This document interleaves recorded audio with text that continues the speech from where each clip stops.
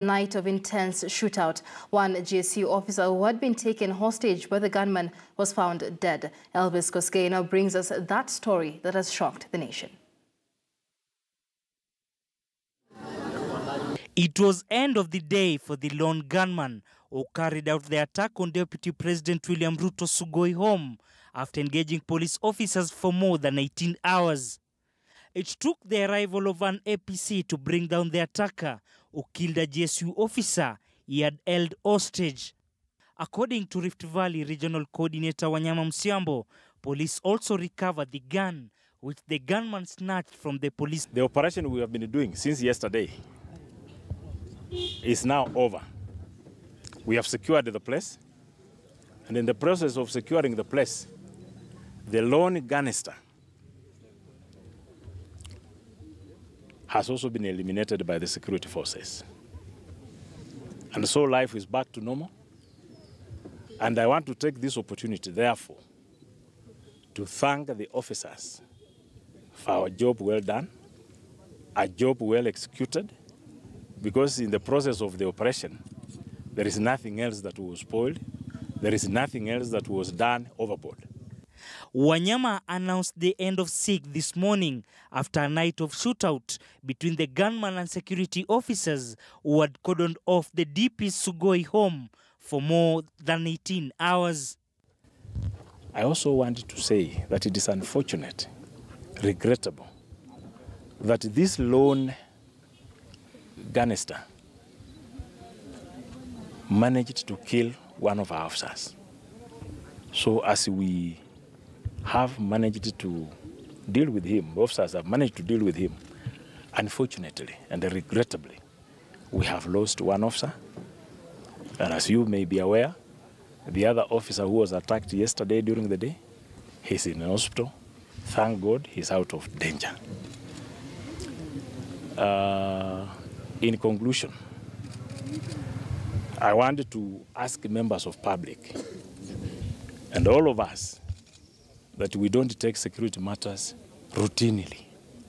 Routinely means that the things we see on a day-to-day basis, we should not take them for granted. Sugoi residents say the gunman had been frequenting the area in the recent past, selling shoes, jackets, trousers, and cheap perfume to locals at Juakali Trading Center, Turbo constituency, Uasin Gishu County. That after the operation, we discovered it was only one lone gangster. But because he was inside there, so he could camouflage his position, change positions, change the gun, because he had accessibility to the gun. And the gun he was using are our guns. They are not his. He didn't have a gun. So when you shoot using one caliber and you change and shoot with another caliber, anybody will assume that you are 2 or 3 people. And that is why he managed to keep us for all this time. But finally, when we discovered his trick, then we quickly put that off. Tunaambiwa ni mtu oria ambaye anauza manguo. But mimi mwenyewe sijawahi kumuona huyo mtu. Lakini vile tunaambiwa na wananchi, hasa watu wa bodaboda, wanasema wanamjua sana. Ni mtu mwenye anashinga Juakali. Sikitika haya ambayo tumepata kama mkasa wa Sugoi, na tunasema haya jambo lilifanyike hapa Sugoi na sehemu eneo lote la Kenya. Tunapoelekea pia kwa uchaguzi, wakati huu wa uchaguzi tumesikitika, na sisi tunasema kama wakazi wa eneo la Uasin Gishu hasa Sugoi, tunaombea nchi yetu ya Kenya, tunaomba watu waende kwa uchaguzi kwa amani tarehe 8. Behind me is Deputy President William Ruto's farm here in Sugoi area, Turbo constituency in Uasin Gishu County. And according to Rift Valley Regional Coordinator Wanyama Msiambo, police have now launched investigation to determine how the lone gunman engaged police officers for more than 18 hours.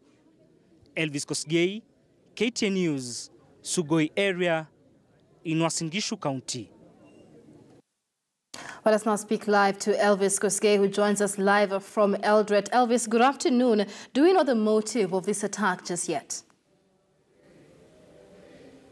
Good afternoon, Michelle. Not yet. Currently, we are not aware, or neither do we know the motive of the attack. But according to Rift Valley Region Coordinator Wanyama Musiambo, is that police have launched investigation, and in the next 2 hours we are expecting the acting Cabinet Secretary Fred Matiang'i together with the Inspector General of Police Joseph Boynet to issue a comprehensive statement, Michelle. All right, and of course, Elvis, this has sparked quite a bit of reaction, especially among the residents of Eldoret. What is the atmosphere right now?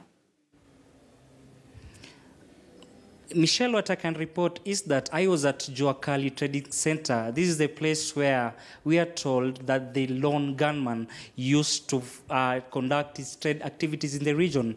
According to eyewitnesses, is that the lone gunman used to sell jackets, shoes, and cheap perfumes to the locals. So they did not know that he may turn out to be someone who is dangerous in that particular place. And what angers the residents there is that this lone gunman had the guts to attack the home of Deputy President William Ruto. Remember, when it comes to Uasin Gishu County, this is the bedrock, this is the home turf of Deputy President William Ruto. So according to them, they feel that police officers need to be careful so that something like this should not happen again at that particular place, because that's why you saw they were armed with bow and arrows and they wanted to gain entry into the DP's home. But it's something that the officers who had cordoned off the place insisted that locals had to stay 500 meters away from the DP's home, Michelle. And of course, Elvis, it really raises eyebrows, the fact that this was one lone gunman who attracted the presence of AP officers all the way to the wrecker squad. Have the authorities ruled out this being, the possibility of this being a politically instigated attack? Michelle, interestingly, that's something that I asked the Rift Valley Regional Coordinator, Wanyama Musiambo, but he said that the Cabinet Secretary, Fred Matiang'i, will issue a comprehensive statement on that. But what I can also report is that according to eyewitness who are there, is that the lone gunman just came to the gate and he asked the GSU officer, he asked the GSU officers if there are locals inside there or the workers who are working at the DP's place, that he owed them some money. So according to the witnesses, is that when the GSU officer told the lone gunman that that place was out of bound, it was then the opportunity for the lone gunman to whip out a machete and stabbed the GSU officer on the neck and also on his hands and also on the legs. But later, we are told the GSU officer was taken to the hospital, but there's also a GSU officer who was inside there. I was told that he was sleeping. So when he had that commotion, he came out, and that was the time that he came hand to hand with the gunman who shot him dead, Michelle. All right, thank you so much. That is Elvis Kosgei. He will continue giving us hourly updates of the situation as it unfolds. But the report is that that lone gunman was shot dead 18 hours after the siege. Now to sports news.